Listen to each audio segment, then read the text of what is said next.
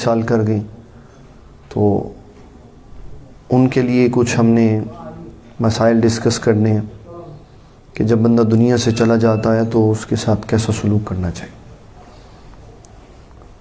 اور سوال جواب کی نشست کا پورشن وہ کھلا ہے. کوئی جوان کوئی بزرگ جو سوال کرنا چاہے اس کے لیے میں حاضر ہوں اس مضمون سے رہے. بسم اللہ. یہ مہینہ ہے ربیع الثانی کا. اس میں ایک بہت بڑی شخصیت جن کا نام مجھے غوث الثقلین امام الطائفتین شیخ عبد القادر جیلانی قندیل نورانی رضی اللہ تعالیٰ عنہ کی وفات ہوئی. بہت بڑے بزرگ ہیں کہ آپ کی کرامات، آپ کی زندگی، آپ کا نظام زندگی پورے افق کے اوپر چھایا ہوا ہے. اتنے بڑے آدمی 5ویں صدی میں یہ پیدا ہوئے اور اس وقت 15ویں صدی چل رہی ہے اسلامی ہجری. 1000 سال ہونے کو ہے. 900 سال کسی نے ان کی طرف انگلی نہیں اٹھائی. 900 سال کسی نے جس نے بھی بات کی عزت و تعظیم سے ہی بات کی. لیکن اب کے اس دور میں لوگ قرآن مجید کی چند آیتوں کی بات کر کے اور چند آیتوں کو چھوڑ کے اولیاء اللہ کے کردار کو مجروح کر رہے ہیں، جس کی وضاحت بہت زیادہ ضروری ہے تاکہ ہمارا نوجوان طبقہ اس ہوا سے بچ سکے جو تپش والی ہے اور وہ جلا دیتی ہے عقائد اسلام کو.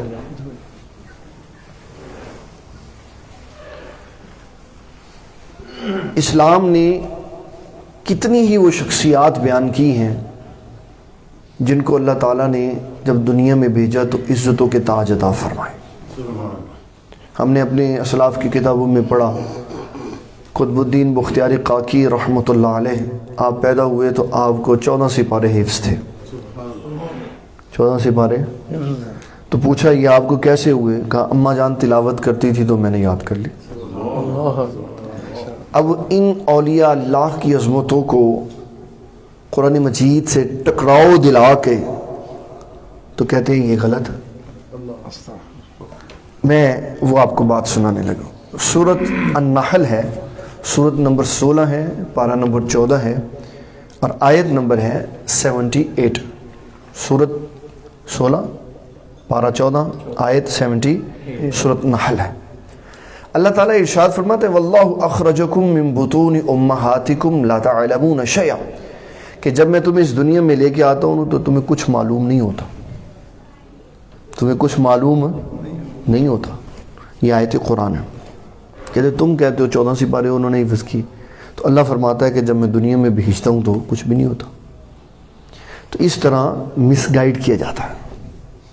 بھئی قرآن مجید کی یہ ایک آیت تو نہیں ہے، صرف قرآن مجید کی آیات ہیں 6236 6236 آیات ہیں. یہ جو ہمارے پاس اس وقت مصحف شریف موجود ہے، اس میں سورۃ الفاتحہ کے ساتھ ہارڈلی کوئی پڑھا لکھا بندہ 10 منٹ لگائے، 10 منٹ اور کیلکولیٹ کرے. آپ بیٹھ جائیں اور آپ بیٹھ جائیں، آپ صورتیں بتاتے جائیں اور آپ موبائل پہ کیلکولیٹ کرتے جائیں تو ابھی آپ کو پتہ چل جائے گا کہ قرآن مجید کی ساری 114 صورتوں کی آیات 6236 ہیں. 6236 ہیں جو اس مصحف کے اندر موجود ہیں، اور یہی قرآن مجید ہے. ان 6236 آیات میں سے یہ ایک ہی آیت قرآن نہیں ہے مکمل، بلکہ یہ اللہ تعالیٰ نے میجورٹی کا ذکر کیا. خاص بندے اس سے باہر ہیں، خاص بندے اس سے باہر. وہ کیا ہے وہ بھی میں آپ کو ذکر سنا دیتا ہوں تاکہ آپ کو پتہ چلے کہ وہ کون ہے جو اس سے باہر. پہلے اس کو میں رپیٹ کر دوں تاکہ معنی اس کا ذہن میں رہے. فرمایا جب میں تمہیں پیدا کرتا ہوں نا اس وقت تم کچھ نہیں جانتے ہوتے. اس وقت تم، اب یہ ہے سورۃ مریم. اللہ تعالیٰ ارشاد فرماتا ہے بی بی مریم سلام اللہ علیہا جب عیسیٰ علیہ السلام کو لے کے لوگوں کے پاس آئیں تو وہ کہنے لگے کہ یہ کون ہے؟ آپ نے فرمایا میرا بیٹا، اللہ تعالیٰ نے مجھے اپنی قدرت کا مظہر بنایا۔ تو کہنے لگی یہ کہاں سے آیا؟ آپ نے فرمایا اس کی طرف اشارہ کر کے فاشارت الی، اس سے پوچھو یہ کدھر سے آیا۔ تو لوگوں نے کہا ہی نہیں بچہ کیسے بولے گا، لیکن کہا انہوں نے کیف نکلم من کان فی المہد صبیا، فرمایا وہ بچہ کیسے گفتگو کرے گا جو بھی پنگوڑے میں، وہ بھی پنگوڑے میں۔ تو حضرت عیسیٰ علیہ السلام نے پنگوڑے میں گفتگو شروع کر دی، انی عبداللہ، میں اللہ کا بندہ ہوں، آتانی الکتاب، اللہ نے مجھے کتاب بھی دی اور نبی بھی بنایا ہوا ہے، وجعلنی مبارکہ، برکت والا بھی بنایا ہے، اور مجھے حکم دیا ہے کہ میں جہاں پر موجود ہوں نماز کا وقت ہے نماز پڑھوں، زکوٰۃ دوں، اور میں اپنی امی جان کے ساتھ زبردست حسن سلوک کرنے والا، اور میں بدبخت نہیں ہوں۔ یہ کلام کیا، اور یہ آیت اور یہ ٹکرا گئی آپس میں، یہ آیت اور یہ آیت آپس میں ٹکرا گئی۔ اگر قرآن مجید ہم نے سارا نہ پڑھا ہوتا تو یہ دونوں آیتیں ٹکرا گئی تھیں۔ اللہ تعالیٰ ارشاد فرماتا ہے اگر یہ قرآن مجید میری کتاب نہ ہوتی تو اس میں تم بہت سا الجھاؤ دیکھتے کہ ادھر کچھ کہا جا رہا ہے، ادھر کچھ کہا جا رہا ہے، ادھر کچھ کہا جا رہا ہے۔ فرمایا میری کتاب ہے نا تو اس کو اس کے ساتھ ملا کے پڑھو گے تو معنی سمجھ آ جائے گی۔ جب کہا کہ واللہ اخرجکم من بطون امہاتکم لا تعلمون شیئا، کہ جب میں تمہیں پیدا کرتا ہوں تو تم اس وقت کچھ نہیں جانتے ہوتے، یہ میجورٹی ہے، اور جب اپنے خاص لوگ پیدا کرتا ہے تو پیدا ہوتے ہی ان کو علم کامل عطا فرما دیتا۔ اس کا مطلب یہ ہوا کہ عام ہمارے جیسے افراد پیدا ہوتے ہیں ان کو کوئی پتہ نہیں ہوتا، تو سب سے پہلے بلاتے ہیں کہ جناب اس کو گڑتی دے دیں، شاید لگا اس کو کیا پتہ یہ کیا، نہ اس کو ٹیسٹ کا پتہ ہے، نہ اس کو ذائقے کا پتہ ہے، نہ اس کو دودھ کا پتہ ہے، نہ پانی کا فرق پتہ۔ لیکن اگر وہ اللہ کا قرب خاص والا ہو تو اللہ تعالیٰ فرماتا ہے کہ میں نے موسیٰ علیہ السلام کو جب دریا سے گزر رہے تھے نا تابوت کے اندر، تو وہاں تابوت میں میں نے موسیٰ علیہ السلام کو کہا کہ اپنی امی کے علاوہ کسی کا دودھ نہیں پینا، تو وہ لا تعلمون میں نہیں آتے تھے۔ اس کا مطلب ہے خاص اور حکم میں ہے، عام اور حکم میں، وہ بھی لا تعلمون میں نہیں آتے کیونکہ وہ اللہ تعالیٰ کے قرب خاص والے۔ اور فرمایا کتنا زبردست حکم دیا، فرمایا حرمنا علیہ المراضع من قبل، فرمایا یہاں آنے سے پہلے ہی ہم نے موسیٰ علیہ السلام پر ساری عورتیں حرام کر دی، کسی کا دودھ نہیں پینا۔ چھوٹے سے بچے کو بتا بھی دیا یہ امی ہے یہ غیر ہے، رشتے بھی سمجھا دیے، پہچان بھی عطا فرما۔ فرعون کو شک پڑ گیا کہ کہیں یہ وہی تو نہیں ہے جو خواب میں مجھے دکھایا گیا تھا، میری سلطنت الٹ دے گا۔ کہنے لگا مائی صاحبہ یہ آپ کو دودھ کیوں پی رہا ہے؟ تو یہ تو کسی کا بھی نہیں پیا۔ کہا اس لیے ہے میں بڑی نفیس اور صاف ستھری ہوں، بچہ بھی صاف ستھرا۔ اللہ نے فہم و فراست دی، بڑا ٹیکنیکل انہوں نے جواب دیا کہ میں صاف، خوشبودار، یہ بھی خوشبودار، اس لیے پی تسلی کروا دے۔ پھر حضرت جریج، یہ بخاری نے لکھا، بہت نیک آدمی تھے، ان پر کسی نے انگلی اٹھائی، حضرت یوسف علیہ السلام پر کسی نے انگلی اٹھائی۔ کون تھا وہ؟ میں بڑے اس کو نا کور کر کے بات کر رہا ہوں تاکہ سننے والے اس کو بڑا سمجھے بہتر کر کے۔ یہ اوپنلی بھی بات ہو سکتی ہے لیکن کیونکہ میل فیمیل سب سنتے ہیں اور کم عمروں والے بھی ہیں تو اس لیے میں اس کو بڑے کور کر کے بات کر رہا ہوں، کوئی معیوب لفظ استعمال نہ ہو۔ تو حضرت یوسف علیہ السلام کے اوپر جب کسی نے انگلی اٹھائی تو آپ نے فرمایا جو گھر کا سب سے چھوٹا بچہ ہے نا اس کو بلاؤ۔ ایک چھوٹا سا بچہ گود میں آ گیا، ان کو کیا پتا تھا کہ یوسف علیہ السلام نے کیا کہنا ہے؟ کہا اس سے کیا کہلوانا ہے؟ فرمایا یہ بولے گا، یہ بچہ بولے گا، یہ گواہی دے گا کہ اصل میں صحیح کون تھا. اس نے بچے نے گواہی دی. سورہ یوسف ہے 12واں سپارہ. اللہ تعالیٰ جل جلالہ ارشاد فرماتا ہے، اس نے کہا ان کان قمیصہ قد من قبل، اگر قمیض آگے سے پھٹی ہوئی ہے، قمیض آگے سے پھٹی ہے تو عورت سچی بات کہہ رہی. اس کا مطلب ہے رخ اس کی طرف ہے یوسف علیہ السلام، تبھی آگے سے پھٹی. وَإِن كَانَ قَمِيصُهُ قُدَّ مِن دُبُرٍ، اگر قمیض پیچھے سے پھٹی ہے فَكَذَبَتْ، پھر عورت جھوٹی. اس بچے کو فیصلے کی اتنی صلاحیت کس نے سمجھائی؟ آپ تو یہ کہہ رہے ہیں، لوگ تو یہ سوال کر رہے ہیں کہ اس کو علم نہیں ہوتا. اللہ نے تو اس کو جج بنا کے بھیجا ہے. یہ پوزیشن کس کی ہے؟ جج کی، کہ پیدا ہوتے ساتھ ہی وہ جج کی سیٹ پہ منصب پہ بیٹھا ہو، فیصلہ کر رہا. اور ہمارے آئین میں جج بننے کے لیے کم از کم 40 ایئرز اولڈ ہونا چاہیے. 40 سال سے پہلے ایک آدمی جج نہیں بن سکتا. اس سے اوپر کیوں کہتے ہیں؟ یہ عمر منجھے ہوئے بندوں کی نہیں ہوتی. فیصلے میں وہ صحیح نتیجہ نہیں نکال سکتے، تلخی ہوتی ہے. مذہبی بندے کو تو ویسے ہی نہیں جج بنا کہ یہ شاید اسلام غالب نہ آ جائے. بھگوان داس پاکستان میں جج بن سکتا ہے، لیکن کوئی حافظ قرآن جج نہیں بن سکتا. یہ لکھا ہوا اخباروں میں، سارا آن ریکارڈ ہے. بھگوان داس جج بن سکتا ہے، لیکن کوئی پڑھا لکھا قاری اور حافظ نہیں. کہتے ہیں ایکسٹریمزم پہ چلا جاتا ہے، یعنی قرآن کے مطابق فیصلہ تو ایکسٹریمزم. یہ خیر ایک سیپریٹ سی بات تھی. تو میں آپ کو بتا رہا تھا کہ جس کو اللہ نے اپنا قرب خاص دیا ہے نا، اس کی عمر کی کوئی قید نہیں ہوتی. پہلے دن ہی وہ گفتگو کر کے بتا دیتا ہے کہ میں کون ہوں، اللہ نے مجھے کتنی صلاحیتوں سے نوازا. بابا جی سرکار رحمۃ اللہ علیہ، میرے والد گرامی نے ایک کتاب لکھی ہے بخاری بحوالہ تیسیر الباری. اس میں آپ نے پوری کتب حدیث سے 9 بچوں کا ذکر نکالا ہے آیات قرآنیہ کے علاوہ میں، جو پنگوڑے میں گفتگو کرتے ہیں.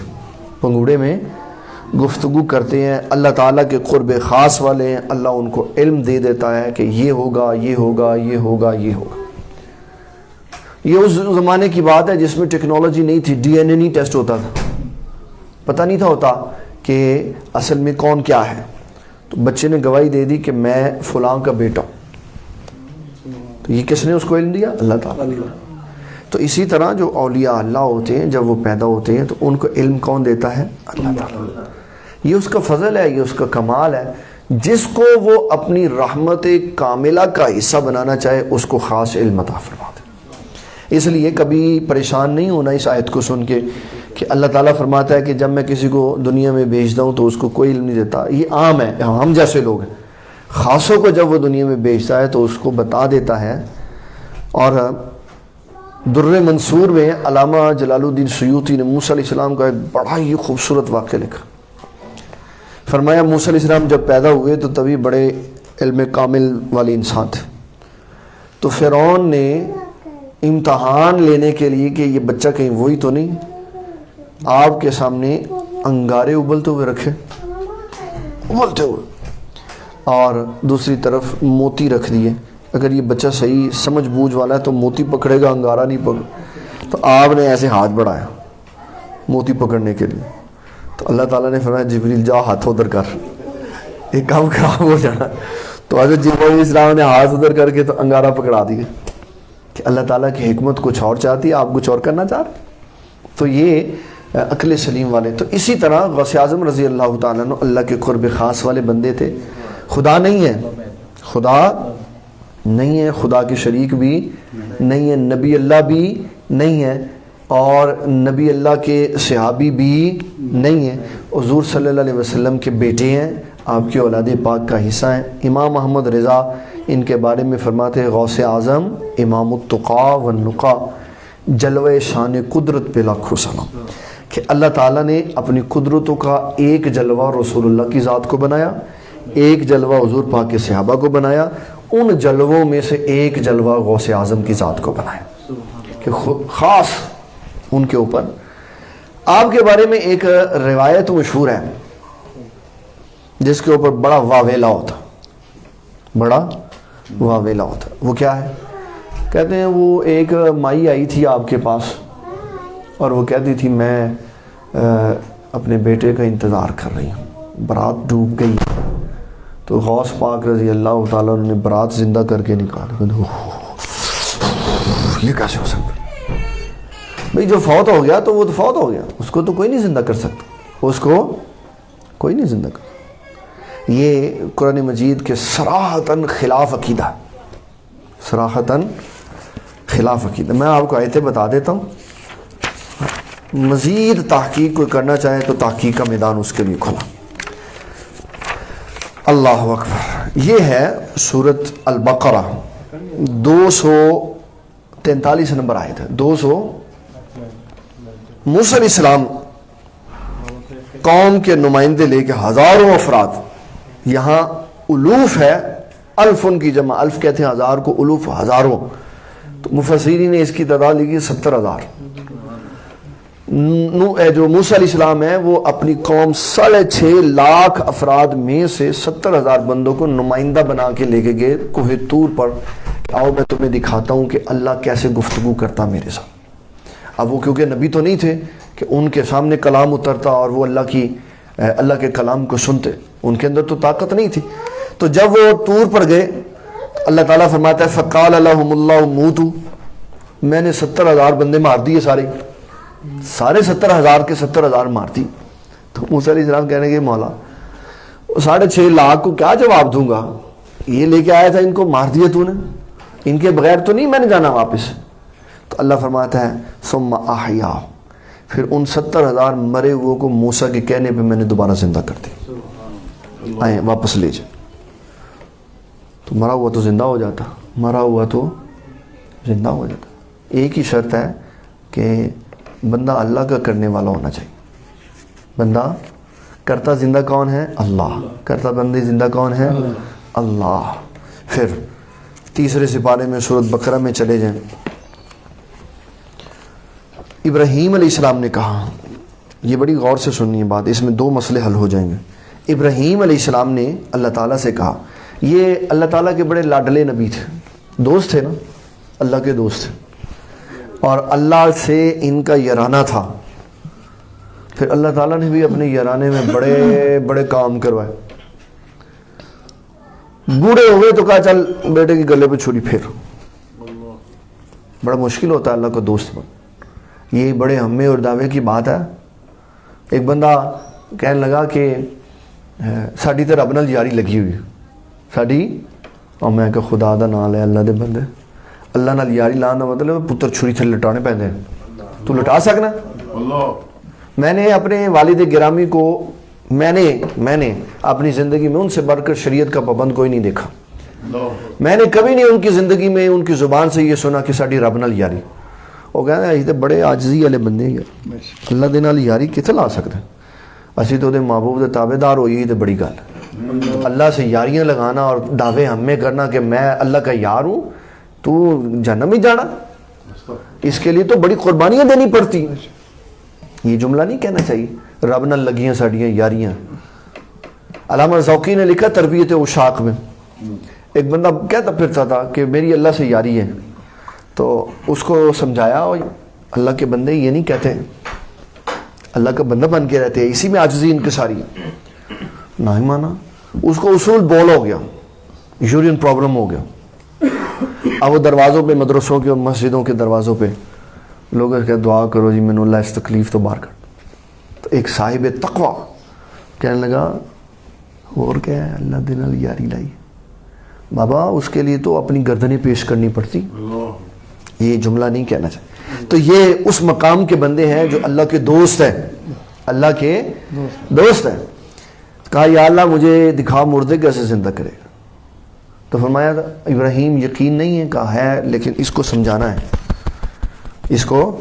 اور ابراہیم علیہ السلام کی یہ کوالٹی تھی کہ آپ ہر شے علم الیقین کے ساتھ رکھتے تھے. اللہ سے کہا یا اللہ آسمان کے اوپر کیا ہے, تو فرمایا ادھر کھڑے ہو جاؤ, اوپر دیکھو. فرمایا اوپر دیکھا تو اوپر سارا بالکل صاف کر کے دکھا دیا جیسے شیشہ ہوتا ہے, کیا کہتے ہیں اس کو انگریزی میں, جس سے روشنی منعکس ہو کے آ جاتی؟ نہیں نہیں, ٹرانسپیرنسی. یہاں سے دیکھیں تو جہاں مرضی دیکھ لیں, ٹھیک ہے, تو سارا نظام ٹرانسپیرنٹ کر دیا, پھر زمین کا دکھا دیا, تو قرآن میں اس کی گواہی ڈلوا دی. اذ قال ابراہیم, جب ابراہیم علیہ السلام نے اپنے رب سے کہا, کیا کہا؟ یا اللہ مجھے اپنا نظام دے. وَكَذَلِكَ نُرِي ابراہیم, فرمایا ہم نے دکھا دیا ابراہیم کو ملکوت السماوات والارض, زمین بھی ساری دکھا دی, آسمان بھی سارا دکھا دیا. تو کہا یہ اس لیے ولی وَكَذَلِكَ نُرِي ابراہیم ملکوت السماوات والارض وَلِيَكُونَ مِنَ الْمُوقِنِينَ, تاکہ عین الیقین ہو جائے. تو یہ عین الیقین کے لیے کہا. ابراہیم کوئی یقین نہیں کہا ہے, اس کو سمجھانا ہے, ذرا نظر آ جائے گا تو عقیدہ ایمان مضبوط ہو جائے. تو فرمایا 4 پرندے ذبح کر کے ادھر رکھ دو پہاڑوں پہ, پھر آ جاؤ ادھر, ان مردوں کو پکارو, مردوں کو ثم ادعوهن یأتینک, تو تمہارے پاس دوڑتے ہوئے آئیں گے. وہ آئے, وہ زندہ ایسے ہو گئے. تو اللہ بتانا یہ چاہتا ہے کہ میں زندہ کرتا ہوں, چاہے آواز میرے نبی کی ہو یا حکم میرا ہو, مردے زندہ ہو جاتے, مردے زندہ.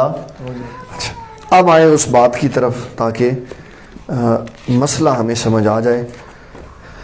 غوث اعظم رضی اللہ تعالیٰ عنہ کے پاس ایک بی بی آئی, کہنے لگی حضرت جی کتنے سال ہو گئے, 11 سال ہو گئے, 12 سال ہو گئے, بچہ برات لینے گیا تھا تو آیا ہی نہیں, بچہ برات لینے گیا تھا تو آیا ہی نہیں, اب کیا کریں؟ تو آپ نے فرمایا کہ آ جائے گا. کیا ہوگا؟ ایسے اشارہ فرمایا تو کشتی دریا سے نکل کے باہر آ. میں نہیں کہتا کہ پتہ نہیں یہ بات صحیح ہے کہ نہیں صحیح, مجھے نہیں پتہ, اس لیے کہ تصوف کی کتب ہو رہا ہے, ان کے بندے جو بات لکھتے ہیں وہ عقیدت سے لکھتے ہیں. کس سے لکھتے ہیں؟ عقیدت سے لکھتے ہیں.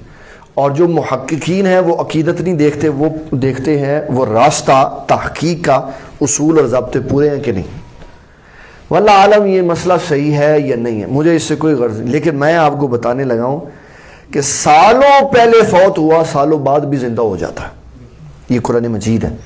حضرت سیدنا ایوب علیہ السلام کے بچے فوت ہو گئے سارے. شیطان نے کہا مولا یہ تیرا اتنا شکر کرتے امتحان لے ان کا. اللہ تعالیٰ نے ایک ہی دن میں سب کچھ برباد کر دیا, یعنی ختم ہو گیا. بارش آئی, فصلیں بہہ گئی, جانور بہہ گئے, اور پانی کھڑا ہو گیا سیلاب کی صورت میں. مکان کمزور ہوا, رات سوئے اوپر سے زمین بوس ہو گیا. ایک بیوی بچ گئی, ایک آپ بچ گئے.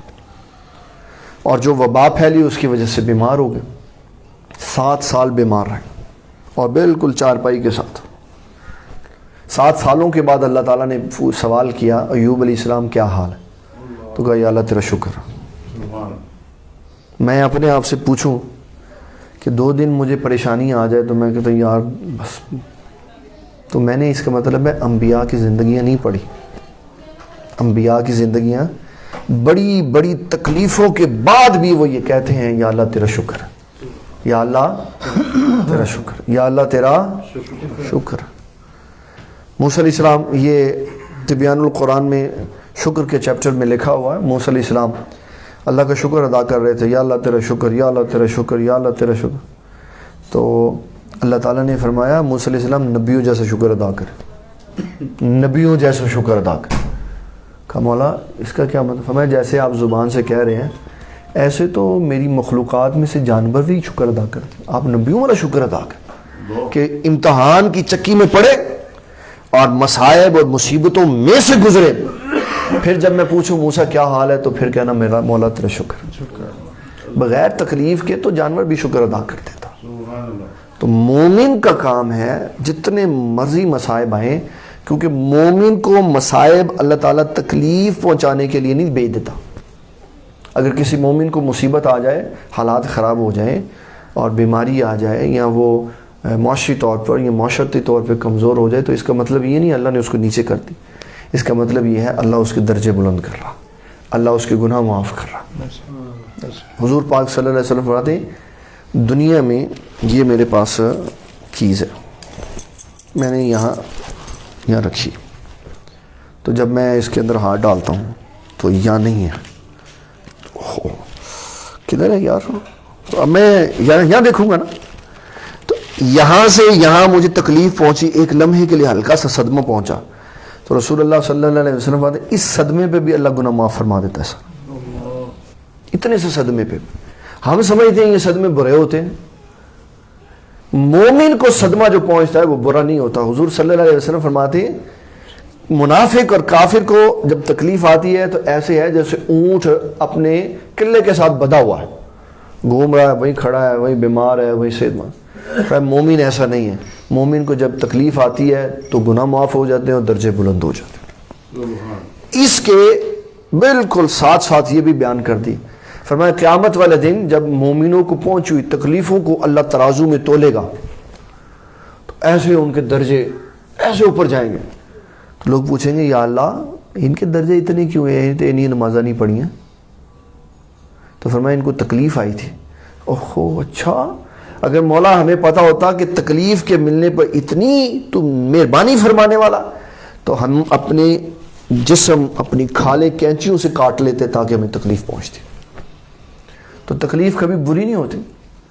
ایک بندے کی عیادت کرنے کے لیے نبی صلی اللہ علیہ وسلم گئے، بخار اس کو بہت تیز تھا. تو آپ کا یہ معمول تھا، یہ معمول مردوں کا مردوں کے لیے اور عورتوں کا عورتوں کے لیے. جب آپ جائیں وبائی کیفیت نہ ہو، آج کل تو یہ ہے تو لوگ ذرا ایوائڈ کرتے ہیں. ویسے سنت یہ ہے کہ جب آپ جائیں تو جا کے پیشانی پہ ہاتھ رکھیں اور کہیں اللہ تعالیٰ اس تکلیف کو آپ کے لیے گناہوں سے بخشش کا سبب بنا، اور پھر آپ حال احوال پوچھ کے دعا دے کے واپس چلے. ایک ایک گھنٹہ دو گھنٹے کیا اور عیادت ہو رہی ہے، یہ عیادت نہیں ہے، یہ تکلیف ہے. ہاں مریض چاہے کہ اس کے یہاں رہنے سے مجھے سکون مل رہا تو وہ رہ سکتا ہے، باقی سب عیادت کر کے واپس چلے جائیں.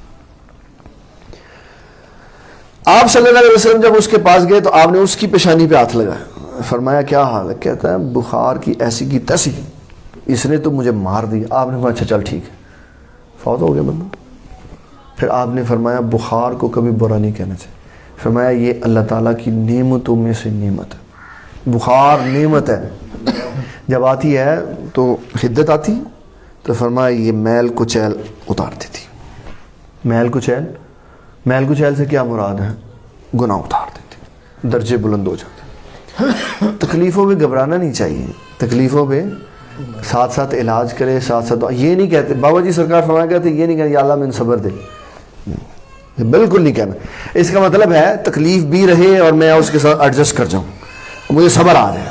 کہا یہ کہنا چاہیے یا اللہ معافی عطا فرما، معافی عطا فرما، تاکہ یہ تکلیف آئی ہے تو گزر جائے. اب حضرت ایوب علیہ السلام 7 سال، حضرت ایوب علیہ السلام 7 سال اس تکلیف میں رہے. اور جب امتحان ختم ہوا تو فرمایا آپ ایسا کریں اپنی ایڑی رگڑیں زمین پر، تو اس سے جو پانی نکلے گا نا وہ پانی آپ پی بھی لیں اور غسل بھی کر لیں، اب ٹھیک ہو جائیں گے. ٹھیک ہو گیا. اللہ تعالیٰ فرماتا ہے انہوں نے امتحان دیا اور صبر کیا. وَوَهَبْنَا لَهُ أَهْلَهُ وَمِثْلَهُ مَعَهُمْ رَحْمَةً مِنَّا. یہ آیت ہے سورہ صاد کی آیت نمبر 43، سورہ صاد آیت نمبر 43، پارہ نمبر 23، سورت نمبر 38. یہ میں رپیٹ اس لیے کیا ہے تاکہ جو آن لائن ہمارا کوئی بھائی سن رہا ہو تو اس کو حوالہ پتہ ہو میں کیا سنا رہا ہوں. وَوَهَبْنَا لَهُ أَهْلَهُ وَمِثْلَهُ مَعَهُمْ رَحْمَةً مِنَّا. اللہ تعالیٰ فرماتا ہے جب وہ امتحان میں کامیاب ہوئے تو ہم نے رحمت فرمائی ان کے وہ بچے جو سیلاب آنے کی وجہ سے، بارش آنے کی وجہ سے فوت ہو گئے تھے وہ بھی زندہ کر دیے، اور اتنے ہی بچے ہم نے ان کو اور بھی عطا فرمائے. کتنے سال بعد؟ 7 سال بعد. اس کا مطلب ہے 7 سال کے بعد اگر پانی میں غرق ہوا بندہ باہر نکل آئے تو وہ خلاف قرآن نہیں ہے، خلاف اسلام نہیں. یہ نہیں میں کہتا کہ وہ صحیح ہے یا صحیح نہیں ہے، مجھے نہیں اس سے پتہ، لیکن میں یہ کہتا ہوں کہ یہ جو بات ہے اولیاء اللہ کی جتنی شانیں ہیں اس کے لیے ہمارے پاس جو کسوٹی ہے اس کو قرآن مجید پہ پرکھا جائے. کیونکہ لوگ آواز سنتے ہیں تو پھر وہ لفظوں کا بڑا دھیان رکھتے ہیں. اصل میں ہم کہتے ہیں اس کو کسوٹی، لیکن عربی گرامیٹک میں اس کا جو پروننسیشن ہے وہ ہے کسوٹی. کیا ہے؟ کسوٹی، لیکن اس کو ہمارے عرف میں کسوٹی کہتے ہیں. تو یہ جو کسوٹی ہے وہ قرآن مجید ہے. قرآن مجید بتاتا ہے یہ واقعہ صحیح ہے، یہ واقعہ صحیح ہے، یہ غلط ہے، اس لیے کہ قرآن کے خلاف ہے. تو اولیاء اللہ کی جتنی بھی ہم باتیں سنیں ان کو قرآن مجید پہ پرکھیں، تو تم اس کو قرآن مجید پہ پیش کرو. اگر اس کا حکم قرآن مجید سے ملتا ہے تو وہ ٹھیک ہے، نہیں ملتا تو یہ کہہ کہ اس کو چھوڑ دو کہ یہ کسی نے تحریف کر دی، ملا دی بیچ. تو اولیاء اللہ کی ساری زندگیاں قرآن مجید کے مطابق ہیں. قرآن مجید کے اوپر اس کی پرکھ ہوتی ہے. اگر وہ آ جائیں تو ٹھیک ہے، وغیرہ وہ ٹھیک ہے نہیں. تیسری بات، آپ کے متعلق یہ بات مشہور ہے کہ آپ نے 25 سال، کتنے سال؟ عشاء کے وضو سے فجر کی نماز پڑھی، اور 40 سال آپ نے ہر رات میں قرآن شریف ختم کی.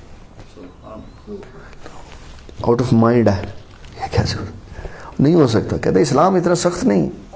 اسلام اتنا، جو یہ کہتا ہے نا کہ اسلام نے اس کی اجازت نہیں، اس نے قرآن شریف پڑھا ہی نہیں. اس کو پتہ ہی نہیں ہے کہ نبی صلی اللہ علیہ وسلم بھی ساری ساری رات قیام کرتے ہوتے تھے. تبھی تو اللہ نے فرمایا جب ساری رات آپ کھڑے رہتے تھے اللہ کی عبادت میں اور پاؤں سوج جاتے تھے، اور کبھی کبھی ایسا ہوتا کہ پاؤں کے کناروں سے خون بہنے لگتا، سخت تکلیف میں مبتلا ہو جاتے تھے. اللہ نے فرمایا قم اللیل الا قلیلا، محبوب آپ اتنی عبادت نہ کیا کریں، تھوڑا آرام کر لیں، تھوڑا قیام کر لیں. اس میں نفی عبادت کی نہیں ہے، نفی عبادت کی، نفی طریقہ کار کی، کہ آرام بھی کریں. مجھے یہ پسند نہیں ہے کہ آپ اپنے آپ کو تکلیف میں مبتلا. یہ حکم صرف اپنے محبوب کے لیے دیا اور کسی کے لیے نہیں دیا. اور فرمایا کہ جو جتنی عبادت کرے گا اتنا میرے قریب ہو جائے گا. بخاری کی روایت. فرمایا میرا قرب پانے کے لیے فرائض، واجبات، سنت اور نوافل کی کثرت کرو، جتنے ہو سکتا ہے نفلی کام کرو، عبادات کرو. تو فرمایا یہ نفلی عبادات تمہیں اللہ کے قریب کر دیں گے. 6502 نمبر حدیث، بخاری 6502 نمبر حدیث. فرمایا جب بندہ میری عبادت کرتا ہے اور نفلی کام زیادہ کرتا ہے، میں اس کو کیا انعام دیتا ہوں؟ فَسَمَعُهُ الَّذِي يَسْمَعُ، اس کے کان بن جاتا ہوں. اللہ کیا کہہ رہا ہے؟ میں اس کے کان بن جاتا ہوں. اس کا مطلب ہے حدیث کے لفظی ترجمے نہیں کر سکتے، الٹ ہو جائے گا. اللہ کیسے کان بن جاتا ہے؟ معنی اس کا یہ ہے کہ اللہ تعالیٰ اس کے کانوں میں اپنی طاقت بھر دیتا. کان اس کے ہوتے ہیں اور طاقت اللہ کی ہوتی ہے، پھر یہ یہاں سے بھی سن لیتا ہے، پھر وہاں سے بھی سن لیتا ہے، قریب اور دور دونوں جگہ سے سن لیتا ہے. سناتا کون ہے؟ اللہ. سناتا کون ہے؟ آوازیں کون پہنچاتا ہے؟ اللہ. بخاری کی روایت، بخاری شریف ہمارا بڑا ساتھ دیتی ہے ہر جگہ. امام بخاری رحمۃ اللہ علیہ فرماتے ہیں صحابہ نے نماز پڑھی، التحیات للہ والصلوات والطیبات، اسی کی پڑھنے رہی السلام علیکم ایھا النبی ورحمۃ اللہ وبرکاتہ. صحابہ کرام شروع میں یہ نہیں پڑھتے تھے، وہ پڑھتے تھے التحیات للہ والصلوات والطیبات، السلام علی اللہ، السلام علی جبرائیل، السلام علی میکائیل، السلام علی فلاں، السلام علی فلاں، یہ پڑھتا تھا. تو حضور پاک صلی اللہ علیہ وسلم نے سنا تو فرمایا یہ کیا پڑھا؟ اللہ کو کیوں سلام بھیج رہے ہو؟ وہ تو خود سلام ہے. تو کہا کیا پڑھے؟ فرمایا یہ کہا کرو السلام علیک ایھا النبی ورحمۃ اللہ وبرکاتہ، السلام علینا وعلی عباد اللہ الصالحین. تو امام بخاری رحمۃ اللہ علیہ فرماتے ہیں حضور پاک صلی اللہ علیہ وسلم نے فرمایا جب تم سلام کرو اللہ کے کسی نیک بندے کو، مثلا تم کہو حضرت ابو بکر صدیق کو سلام ہو، کہو حضرت ابو بکر صدیق کو سلام ہو، تو یہاں پہ سلام پڑھا. تو حضور پاک صلی اللہ علیہ وسلم فرماتے ہیں تمہارا سلام اللہ تعالیٰ ان تک پہنچا دیتا ہے جن کو تم سلام بھیجتے ہو، چاہے وہ بندے زمین پہ ہوں چاہے آسمان پہ ہوں. تو سلام کون پہنچاتا ہے؟ اللہ. تو یہ ذہن میں رکھیں، یہ جو دور اور نزدیک کی باتیں سن لیتے ہیں اولیاء اللہ، یہ اللہ کی دی ہوئی طاقت ہوتی ہے، اللہ کی دی ہوئی. اس کے لیے سب سے پہلا معیار ہے اتباع شریعت. اتباع شریعت، جب کوئی اتباع شریعت میں مستقیم ہو جاتا ہے، اتباع شریعت میں مکمل ہو جاتا ہے، کرتا رہتا ہے، ایک دن میں یہ چیز نہیں آتی. ایک دن میں یہ چیز پرفیکشن جو ہے نا، یہ آہستہ انسان کام کرتا رہتا ہے تو پھر وہ سیدھا ہو جاتا. تو اولیاء اللہ کے بیچ میں ایک بڑا بلند مقام ہے غوث اعظم رضی اللہ تعالیٰ. تو ان کے ساتھ ان کے معاملے میں جو بھی کوئی بندہ بات کہے تو پہلی اس کی جانچ پڑتال یہاں ہوتی. یہ بات میں نے ایک پہلی بات بیان کر. دوسرا مسئلہ فوت شدہ کے لیے آپ سب احباب بھی پہلے بھی اس کو جانتے ہیں, میں اس کو رپیٹ کر دیتا ہوں تاکہ ہمارے علم میں دہرائی ہو جائے. حضور صلی اللہ علیہ وسلم نے فرمایا کہ کسی بھی شخص کے دنیا سے جانے کے بعد 5 اس کے حقوق ہیں. کتنے حقوق ہیں؟ 5. سب سے پہلا حق یہ ہے کہ اس کی نماز جنازہ پڑھو. اب یہ نماز جنازہ 2 طرفی فائدہ دیتی ہے. اگر پڑھنے والے نیک ہیں تو فوت ہونے والے کو فائدہ دیتی ہے, اگر فوت ہونے والا نیک ہے تو پڑھنے والے کو فائدہ دیتی ہے. 2 طرفی فائدہ. پھر فرمایا اس کی تجہیز و تکفین کرو, یعنی قبر میں اتارنے تک سارے معاملات بہتر انداز میں پورے, غسل اچھے طریقے سے دو, اس کی پردے داری کا خیال رکھو. پھر اس کو تیسرے نمبر پر فرمایا اس کے لیے دعا و استغفار کرو. دعا و استغفار کرو, یا اللہ اس کی بخشش فرما, یا اللہ اس کی بخشش فرما. اللہ اللہ. ابھی میں راستے میں آ رہا تھا تو میں نے ایک حدیث شریف پڑھی تو یقین مانے میری کیفیت بڑی عجیب سی تھی. جب نبی صلی اللہ علیہ وسلم کی بیٹی سیدہ زینب وصال فرما گئی نا تو آقا کریم صلی اللہ علیہ وسلم ان کی قبر شریف کے قریب بیٹھ گئے. پہلے کیفیت رونے والی تھی, پھر چہرے پہ مسکراہٹ آ گئی. تو صحابہ نے پوچھا حضور کیا ہوا؟ فرمایا جب میں اپنی بیٹی کو قبر میں لٹا کے تو اوپر سے قبر بند کرنے تو دیواریں قریب ہو رہی تھی تو میں غمگین ہو رہا تھا, غمگین ہو رہا تھا. یہ وہ مرحلہ ہے جس میں ہر ایک نے جانا ہے, ہر ایک نے جانا ہے. تو فرمایا وہ قریب ہو رہی تھی تو میں غمگین ہو رہا تھا. اور پھر فرمایا کہ جب وہ دور ہٹ گئی تو میں خوش ہو گیا کہ چلو یہ مرحلہ خیر سے گزر گیا. یہ مرحلہ. ایک صحابی ہے انبیاء کے بعد, ایک صحابی ہے جن کا نام لے کے حضور پاک صلی اللہ علیہ وسلم نے فرمایا یہ وہ واحد بندہ ہے جس کو قبر میں لٹانے کے بعد دیواریں قریب نہیں آئیں. وہ ہے حضرت سعد بن معاذ رضی اللہ. کوئی بندہ ہے, دنیا کا کوئی بندہ ہے نیک تقوی والا کمال عروج والا, قبر کی دیواریں اس کے ساتھ ضرور آ کے ٹکراتی. ان کا انداز محبت ہے کیونکہ یہ اس سے بنا ہے نا. تو جدائی اور علیحدگی کے بعد جب مدتوں کے بعد 40 50 60 سال کے بعد 70 سال کے بعد یہ جاتا ہے تو زمین اس کو ایسے دباتی ہے جیسے ماں اپنے بچے کو دباتے ہے کہ یہ آ گیا میرے پاس. اور فرمایا کہ مومن کے اور کافر کے دبانے میں فرق ہوتا ہے. اب دیکھ لیں دیوار کیا ہے, جاندار ہے کہ بے جان ہے؟ بے جان ہے نا, لیکن اس کو پتہ ہے کہ آنے والا مومن ہے کہ کافر ہے. اس کا مطلب ہے رب چاہے تو دیوار کو بھی علم دے دیتا. دیواریں قریب ہوئی نا تو کتنا قریب ہونا ہے اللہ نے اس کو بتایا, اتنا قریب ہونا ہے, یہ بندہ اپنا ہے, یہ بندہ اپنا ہے, اتنا قریب ہونا ہے. اور جو اپنا نہیں ہے فرمایا تختلف اضلاعہ, اتنا قریب ہو جاؤ کہ دائیں طرف کی پسلیاں بائیں میں داخل ہو جائیں. قیمہ کر دو اس کا. یہ کس کو بتایا جا رہا ہے, کس کو ڈیٹا فیڈ کیا جا رہا ہے؟ دیوار کو. اس کو کہا یہ اس طرح کا ہے اور اس طرح تو نے کرنا. اور پھر حضور صلی اللہ تعالی علیہ وسلم آپ تلقین فرماتے تھے. جب نماز جنازہ ہو جاتا ہے نا تو عام اجازت ہوتی ہے, عام جس نے جانا ہے جی جاؤ. لیکن جو خاص ہوتے ہیں وہ کہتے ہیں نہیں سی نال جانا قبرستان. کیوں؟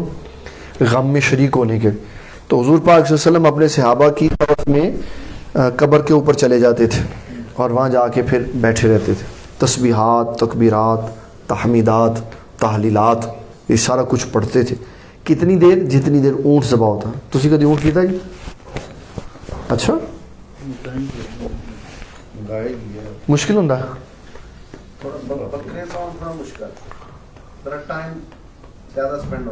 ہاں وہ کیونکہ ہمارے جو قصائی ہوتے ہیں نا وہ ان کا وہ نہیں نا ہوتا, عادت نہیں ہوتی, وہ اس کا گھٹنا ہی نہیں باندھنا ان کو آتا. حالانکہ بکرے اور گائیں سے بالکل ملتا جلتا ٹائم ہے. میکسیمم عرب میں ایک اونٹ ذبح کر کے اس کا گوشت بنا کے تقسیم کر کے ہارڈلی جو ٹائم لگتا ہے وہ 20 منٹ لگتے ہیں بس. 20 بالکل بالکل ہاں جی، یہ میکسیمم ٹائم ہے جو میں نے آپ کو پتا، اتنی دیر میں وہ تقسیم ہو جاتا ہے. اس کی ایک اوپر حدیث شریف ہے، ایک بندہ حضور پاک صلی اللہ علیہ وسلم کی بارگاہ میں آیا تو آگے اس نے اونٹ باندھا، تو ابھی وہ نماز پڑھنے اندر گیا تو پیچھے سے ایک بندے نے اونٹ ذبح کر کے تو فروخت کر دیے سر. اب جب وہ باہر آیا تو اونٹ تھا ہی نہیں. کہتے یار یہ خون نظر آ رہا ہے، کیا ہوا؟ تو اس نے جب بتایا کہ میں نے اونٹ باندھا تھا تو حضور پاک صلی اللہ علیہ وسلم کی بارگاہ میں یہ مدعا لے کے چلا کہ میں نے اونٹ باندھا تو خون پڑا ہوا اور کچھ ہے ہی نہیں وہاں پہ. تو آپ کو پتہ چل گیا یہ کس نے کیا. تو آپ نے فرمایا اچھا آپ کا اونٹ کتنے سال کا تھا؟ تو کہا جی اتنے سال کا. تو حضور صلی اللہ علیہ وسلم نے بیت المال سے اس کو اپنی طرف سے پھر ایک اونٹ دیا. یعنی اگر ایک بندہ 4 رکعت 5 رکعت پڑھ کے یا 6 رکعت پڑھ کے آیا تو اتنی دیر میں سب صفائی ہو، اتنے وہ پرفیکٹ قسم کے قصائی تھے. تو فرمایا اتنی دیر اس کے پاس، میت کے پاس قبر کے سرحانے اتنی دیر رہو جتنی دیر میں اونٹ ذبح کر کے گوشت تقسیم کیا جاتا، یعنی 20 منٹ کم از کم اس کے پاس رہنا. اور پھر یہ قبر میں منتقل ہونے کے بعد زندوں کا اپنے اس بندے کے ساتھ ایک تعلق ہے. اور احادیث میں اور محدثین اور تابعین اس کو بڑی ڈیٹیل سے بیان کرتے ہیں کہ روز جانا چاہیے ماں باپ کے پاس، جو فوت ہو جائیں ان کے پاس روز جانا چاہیے. روز نہیں جاؤ تو کم از کم جمعے کو تو ضرور جاؤ.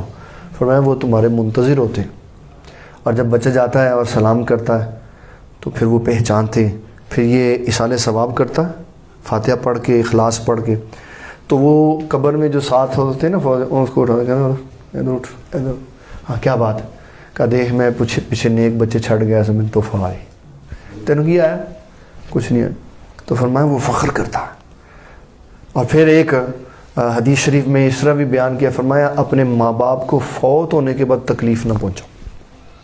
اور اس کی حضور ماں باپ فوت ہو گئے تو پھر کیا تکلیف؟ فرمایا جب تم برے اعمال کرتے ہو نا تو ان کو دکھائے جاتے ہیں کہ یہ تربیت کی تھی اپنے بچوں کی، یہ سکھایا تھا. تو فرمایا فوت ہونے کے بعد عالم ارواح میں ان کی روحوں کو تکلیف ہوتی ہے.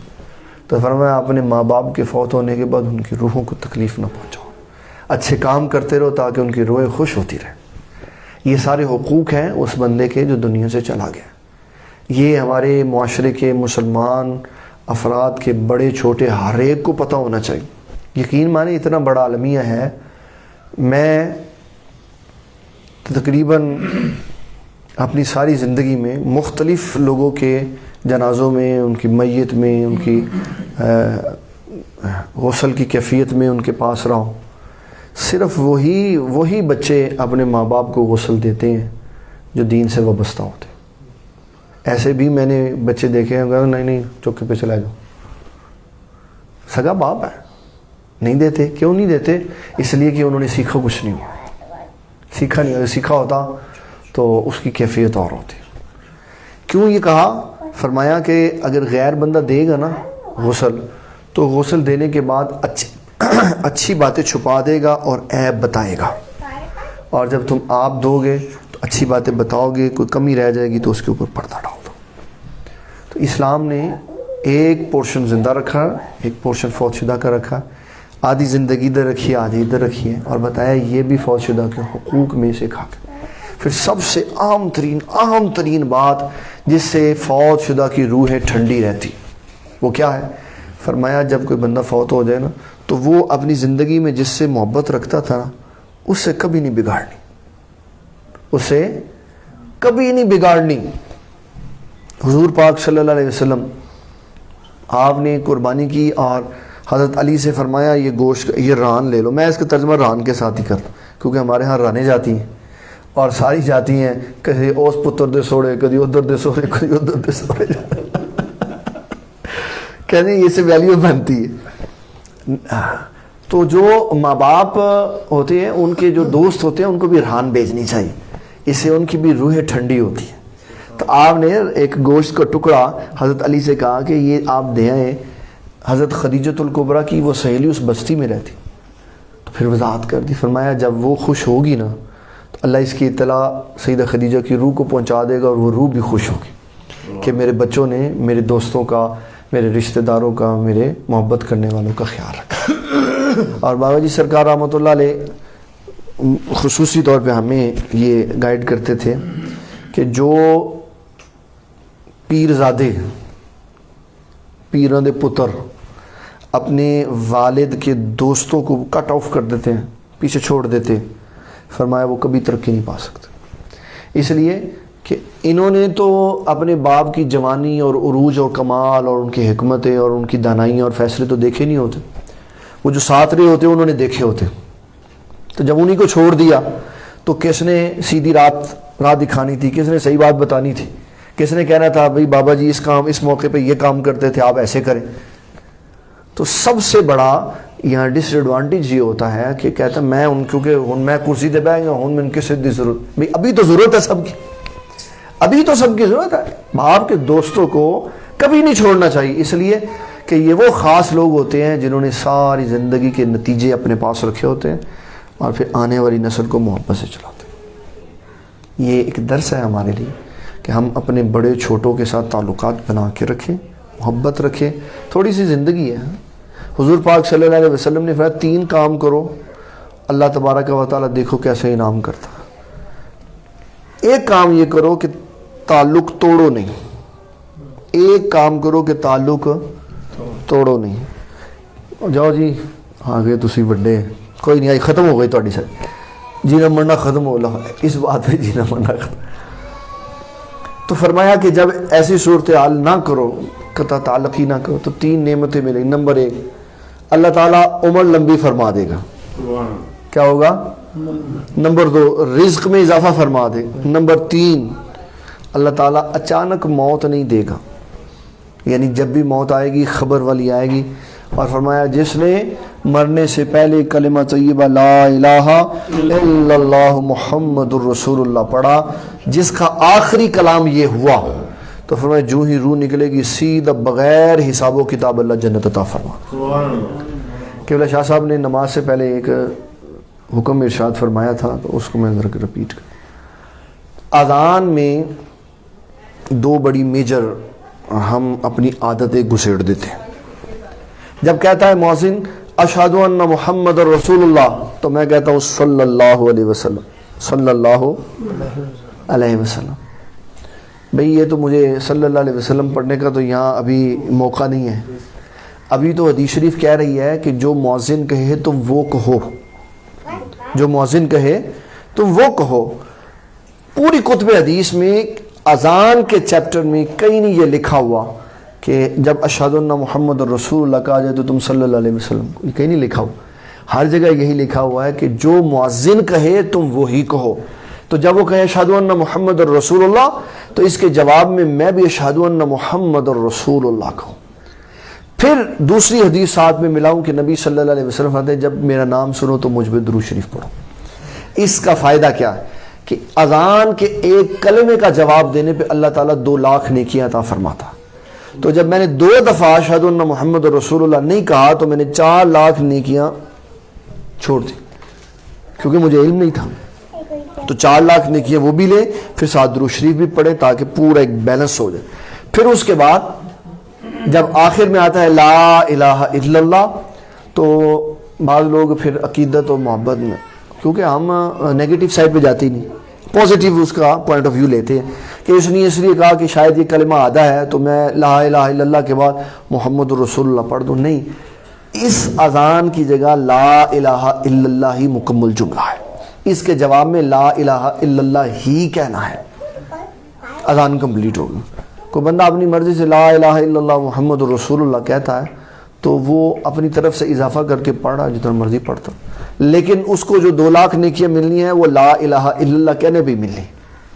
لیکن ممانت کوئی نہیں ہے، آپ لا الہ الا اللہ محمد رسول اللہ 100 بار کہیں 1000 بار کہیں، یہ تو وہ ایک کلمہ ہے کہ قیامت والے دن جب نیکیاں کسی کی کم ہوں گی تو حضور صلی اللہ علیہ وسلم اپنی جیب سے یہ کاغذ کا ٹکڑا نکال کے رکھیں گے، اس کے اعمال نامے میں تو وزنی ہو جائے گا. پوچھا جائے گا حضور اس میں کیا ہے؟ فرمایا وہ جو تو کلمہ پڑھتا تھا نا لا الہ الا اللہ محمد رسول اللہ، یہ میں نے وہ بیچ میں رکھ دیا. اس سے فقہاء کرام ایک مسئلہ اور خاص کرتے کہتے ہیں کہ اللہ تعالیٰ کے حضور تعداد نہیں چلتی، اللہ تعالیٰ کے حضور تعداد میں اس کو ایک طریقے سے مسئلہ سمجھاتا ہوں، پھر سمجھ آ جاتے. ترکی میں جو پیسے چلتے ہیں اس کو کہتے ہیں لیرا، لیرا لیرا. اور ایران میں جو پیسے چلتے ہیں اس کو کہتے ہیں تمن. پاکستان میں روپیہ، اور سعودیہ میں ریال، اور انگلینڈ میں یورو، انگلینڈ میں پاؤنڈ، اور ڈالر چلتا ہے امریکہ میں. اچھا ڈھاکہ میں ٹکا. ہاں ٹھیک. سب کے 10-10 روپے لے لیں، سب کے 10-10 روپے، $10 لے لیں، 10 روپے، سب برابر ہے؟ نہیں ہیں تو 10 ہی نا، ہیں تو. لیکن ملکوں کی اپنی محنت اور اسٹریٹجی کی بنیاد پر ریٹ اوپر نیچے، ریٹ ہیں سب 10 ہی ہیں، سب. اسی طرح نیکیاں کرنے والے لوگوں کی نیکیاں ہوتی برابر ہی ہیں، لیکن ان کے اندر اخلاص کا فرق ہوتا ہے. ایک بندے کی 1 کروڑ نیکی ہوتی ہے، ایک بندے کی 1 نیکی اس سے اوپر ہوتی ہے. تو وہاں نیکیاں کاؤنٹ نہیں ہوں گی بلکہ ان کا ویٹ ہوگا. جو جتنی زیادہ وزنی ہوگی اس کا درجہ اتنا زیادہ بلند ہوگا. تو یہ کلمہ ایک اخلاص سے پڑی ہوئی بات ہے جو اتنے وزن والی ہوگی کہ سارا نامہ اعمال اوپر چلا جائے. اس لیے زندوں کو اپنا بھی خیال بھی رکھنا چاہیے، اور جو وصال کر گئے ان کا بھی خیال رکھنا چاہیے، تاکہ اللہ تعالیٰ معاملات بہتر فرمائے. فجر کی اذان میں الصلاۃ خیر من النوم کا جواب. صدقتا و بررتا، آپ نے سچ کہا اور ہماری روح کو ٹھنڈا کر دیا. وہ کہہ رہا ہے الصلاۃ خیر من النوم، نماز نیند سے بہتر ہے. اس کے جواب میں نے اس کو کہا صدقتا و بررتا، تو نے سچ کہا کہ نماز نیند سے بہتر ہے، اور تو نے مجھے اٹھا کے میری روح کو ٹھنڈا کر دیا. اور جب کہتے ہیں اشہد ان محمد رسول، تو اس کے جواب میں صلی اللہ علیہ وسلم بھی کہتے ہیں. تو ایک جواب اس میں یہ بھی کہتے ہیں قرۃ عینی بک یا رسول اللہ، کہ حضور آپ کا نام سنا تو آپ کا نام سن کے میری آنکھوں میں ٹھنڈک ہو گئی. مختلف محبتوں کے لفظ ہیں، جو مرضی استعمال کریں.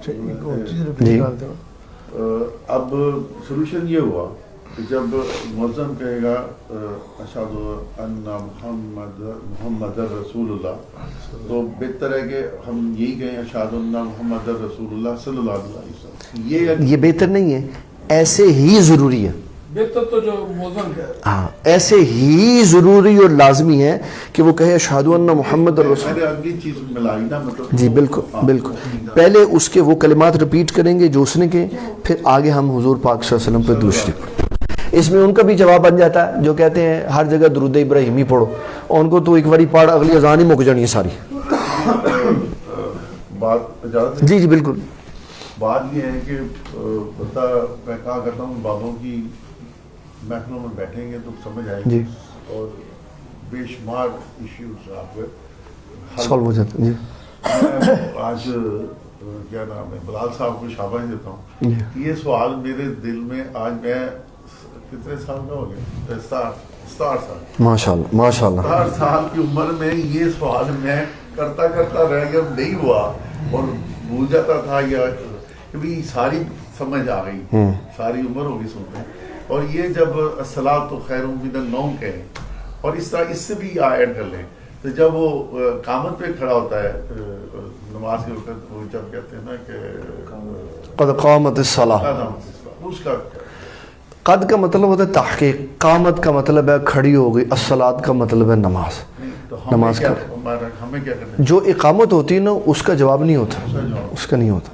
صرف اس میں ہم عقیدتاً محبتاً حضور پاک صلی اللہ علیہ وسلم کے نام آنے پہ صلی اللہ علیہ وسلم کہہ دیتے، پوری اقامت کا جواب نہیں ہوتا، نہ وہ جواب دینے کی جگہ ہے. صحیح ہو. لیکن بابا جی نے ویسے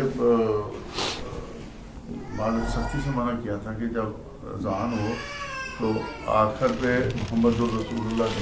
جی وہ کلمہ نہیں نا مکمل ہے، کلمہ لا الہ الا اللہ پہ ختم ہو گیا. جواب اذان تک. جی بالکل. جو نیکیاں 2 لاکھ ملنی ہے نا وہ لا الہ الا اللہ پہ ہے، جو موزن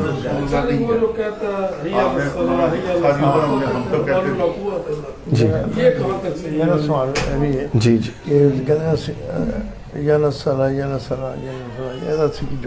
دیکھیں میں ایک تو پہلے کانسیپٹ یہ سمجھا دیتا ہوں کہ یہ ایسے ایسے کیوں کرتے ہیں. یہ دعوت ہے. یہ ہے آواز کو دور تک پہنچانا. پہلے کیونکہ اسپیکر نہیں ہوتے تھے تو مکبر جب کہتا تھا حی علی الصلاۃ تو ایسے آواز چلتی تھی ادھر ساری پہ. کہتا حی علی الفلاح تو ادھر آواز چلتی تھی, ان کو بھی چلی جاتی تھی. اب کیونکہ اسپیکر ہے تو مکبر کی سنت کو زندہ رکھنے کے لیے اسپیکر ہونے کے باوجود ہم کہہ دیتے ہیں حی علی الصلاۃ حی علی الفلاح. اچھا, حی علی الصلاۃ کا مطلب ہے نماز قائم ہے, حیا کا مطلب زندہ ہے, نماز تیار ہے. حی علی الفلاح کا مطلب ہے فلاح آ گئی, نماز آ گئی, فلاح آ گئی, نماز قائم ہے, فلاح قائم ہے. اس کا مطلب ہے اب کام چھوڑ دو اور آ جاؤ نماز کے لیے. وہ جو کچھ لوگ فرماتے ہیں کہتے ہیں لا حول ولا قوت. اچھا, لا حول ولا قوت, یہ اصل میں وسوسہ شیطان کی نفی ہے کہ جب میں نماز کے لیے جا رہا ہوں یا نماز کے لیے تیاری کر رہا ہوں نا تو میں کہتا ہوں لا حول ولا قوت, کہ میرا نفس مجھے یہ نہ کہے کہ میں جا رہا ہوں, میں نیکی کر رہا ہوں. تو اسی وقت یہ جملہ کہہ دیا کہ نہ نیکی کرنے کی طاقت مجھ میں ہے, نہ گناہ سے بچنے کی صلاحیت ہے, یہ جو کچھ ہے اللہ کی عطا ہے. تو وہ نفی ہے. یہ کہنا چاہیے, یہ پورا کہنا چاہیے حی علی الصلاۃ پہ بھی اور حی علی الفلاح پہ, دونوں پہ پورا کہنا چاہیے. بعض فقہاء نے لکھا ہے کہ حی علی الصلاۃ پہ کہیں لا حول ولا قوہ اور حی علی الفلاح پہ کہیں ولا حول ولا قوت الا باللہ العلی العظیم. لیکن جو اتفاقی ہے کہ دونوں پہ پورا کہیں. ہاؤ علتین اس کو کہتے ہیں, اور وہ بھی ریپیٹ کریں جو مؤذن کا ہے وہ پہلے کہیں. وہ اس کے بعد ہاں نہیں, معذرت معافی چاہتا ہوں. حی علی الصلاح حی علی الفلاح میں وہ یہ جملے نہیں ریپیٹ کرے گا, اس لیے کہ حدیث میں ایسے ہی ہے کہ جیسے مؤذن کہے ویسے کہو, اور جب وہ حی علی الصلاح اور حی علی الفلاح کہے پھر اس کے جواب میں لا حول ولا قوت الا باللہ العلی العظیم کو, وہ لفظ نہیں ہم نے ریپیٹ کرنے جو مؤذن نے کہے ہیں حی علی الفلاح اور حی علی الصلاح والے, اس میں نہیں کہنا ہم نے. باقی ساری نماز میں ہم نے ایسے ہی کہنا. اس میں ایک آج بڑی اچھا ماحول ہے تو میں ذرا سوال تھوڑا سا جی مشکل ہے, اگر مائنڈ نہیں کرنے کا ہے جی کیونکہ اگر نہیں سنائیں گے, نہیں آئی کو ایلیبریٹ کریں گے تو کئی بچے کیونکہ بیٹھتے سب جگہ پہ سب کی جی بالکل, تو پھر وہ جو باتیں ہوتی ہیں پھر وہ وہاں پہ کنوینس ہو جاتے ہیں, تو بندہ اس پہ آپ جیسے لوگوں کی روشنی مارے یہ بہت ضروری ہے. میں بات وہ کرنے لگا ہوں کہ آپ بھی کوئی ایسی بات نکل جائے تو مجھے معاف کیجیے. مجھے میں نام نہیں لوں گا, سب کو پتا بڑے آج کل کے ہیں جو کہ بہت دنیا ہوتی ہے. انہوں نے کہا تھا کہ یہ دیکھیں نا یہ غوث اعظم کے اوپر جی غوث اعظم کے اوپر